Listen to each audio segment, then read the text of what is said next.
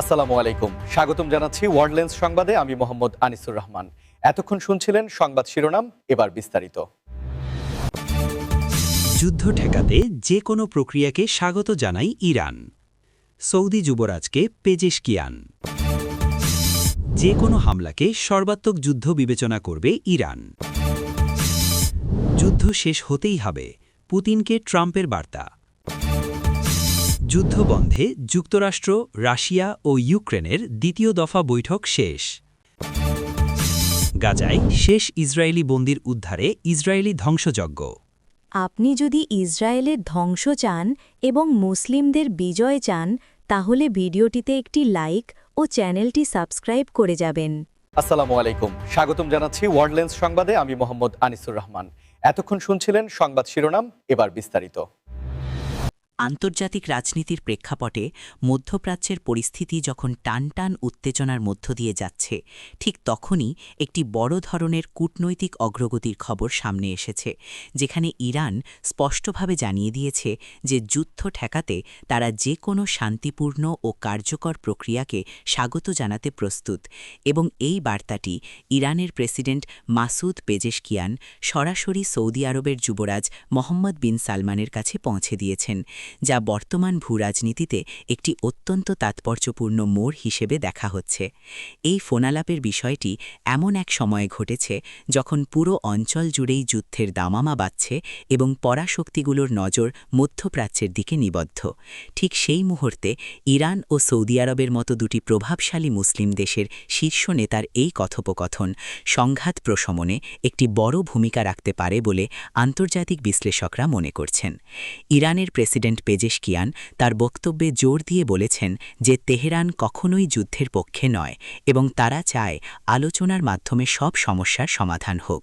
তবে এর জন্য প্রতিবেশী দেশগুলোর সহযোগিতা এবং আন্তরিকতা প্রয়োজন, বিশেষ করে রিয়াদ ও তেহরানের মধ্যেকার সম্পর্কের উন্নয়ন যে পুরো অঞ্চলের নিরাপত্তার জন্য কতটা জরুরি তা এই ফোনালাপের মাধ্যমে পুনরায় প্রমাণিত হয়েছে।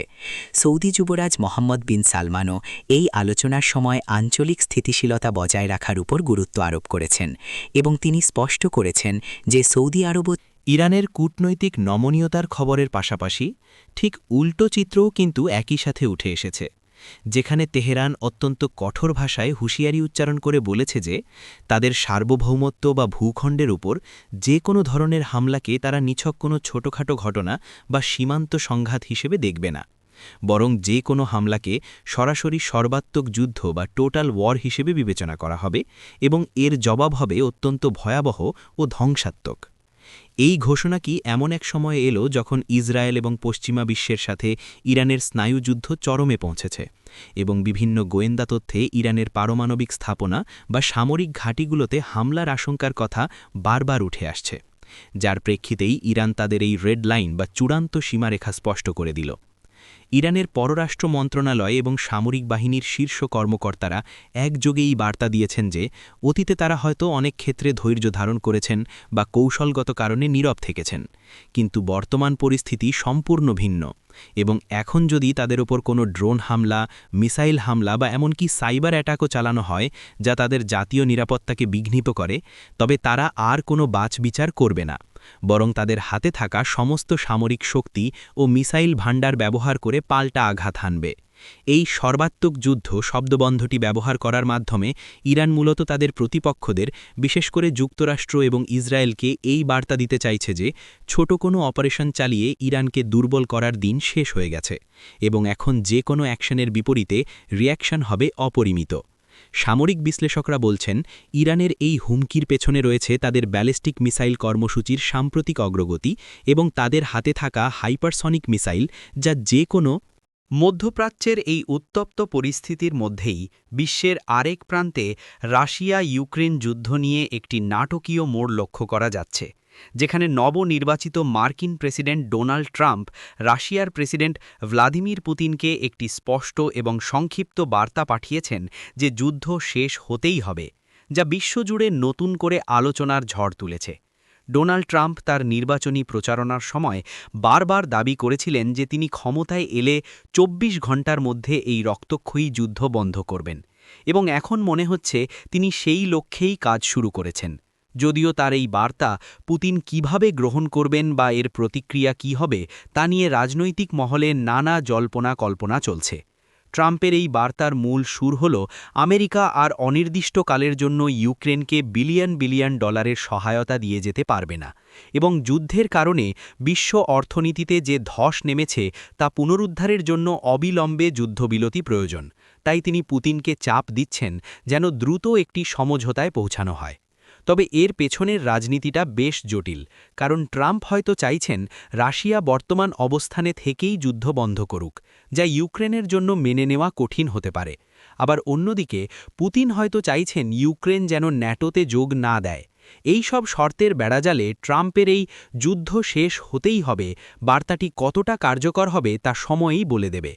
ওয়াশিংটন পোস্ট এবং অন্যান্য আন্তর্জাতিক সংবাদ মাধ্যমের রিপোর্ট অনুযায়ী ট্রাম্প এবং পুতিনের মধ্যে এই যোগাযোগ অনানুষ্ঠানিক হলেও এর গুরুত্ব অপরিসীম, কারণ এটি ইঙ্গিত দিচ্ছে যে আমেরিকার পররাষ্ট্রনীতিতে বড় ধরনের পরিবর্তন আসছে এবং বাইডেন প্রশাসনের মতো ট্রাম্প প্রশাসন ইউক্রেনকে নিঃশর্ত সমর্থন। ট্রাম্পের বার্তার রেশ কাটতে না কাটতেই যুদ্ধবন্ধের লক্ষ্যে যুক্তরাষ্ট্র, রাশিয়া ও ইউক্রেনের প্রতিনিধিদের মধ্যে অত্যন্ত গোপনীয়তার সাথে আয়োজিত দ্বিতীয় দফার বৈঠকটি শেষ হয়েছে, যেখানে যুদ্ধের সমাপ্তি টানার জন্য বিভিন্ন শর্ত ও রূপরেখা নিয়ে দীর্ঘ আলোচনা হলেও কোনো চূড়ান্ত বা লিখিত চুক্তি এখনও স্বাক্ষরিত হয়নি বলে জানা গেছে।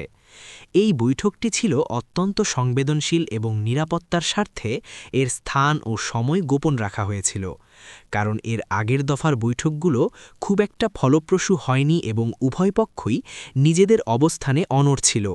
কিন্তু এবারের বৈঠকে আমেরিকার সরাসরি এবং সক্রিয় অংশগ্রহণ আলোচনার মোড় কিছুটা হলেও ঘুরিয়ে দিয়েছে বলে কূটনৈতিক সূত্রগুলো ইঙ্গিত দিচ্ছে।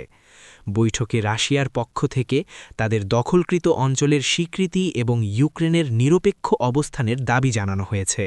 অন্যদিকে ইউক্রেনের প্রতিনিধিরা তাদের ভৌগোলিক অখণ্ডতা এবং নিরাপত্তা গ্যারান্টি বা নিশ্চয়তার বিষয়টি জোরালোভাবে তুলে ধরেছেন।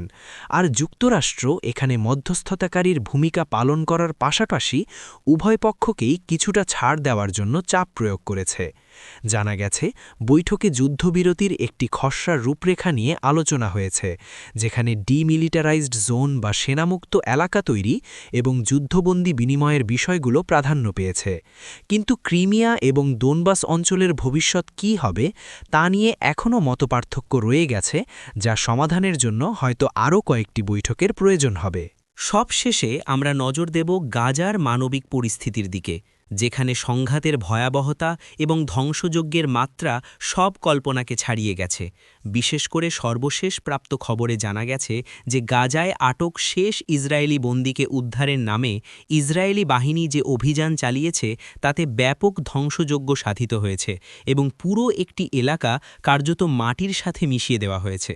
ইসরায়েলি ডিফেন্স ফোর্স বা আইডিএফ দাবি করছে যে তাদের গোয়েন্দা তথ্যের ভিত্তিতে তারা জানতে পারে ওই নির্দিষ্ট এলাকায় হামাসের সুড়ঙ্গ বা আস্তানায় শেষ বন্দীটি আটকে আছে এবং তাকে জীবিত উদ্ধারের জন্য তারা সর্বাত্মক শক্তি প্রয়োগ করে, যার ফলে ওই এলাকার আবাসিক ভবন, রাস্তাঘাট এবং বেসামরিক অবকাঠামোর অপূরণীয় ক্ষতি হয়েছে।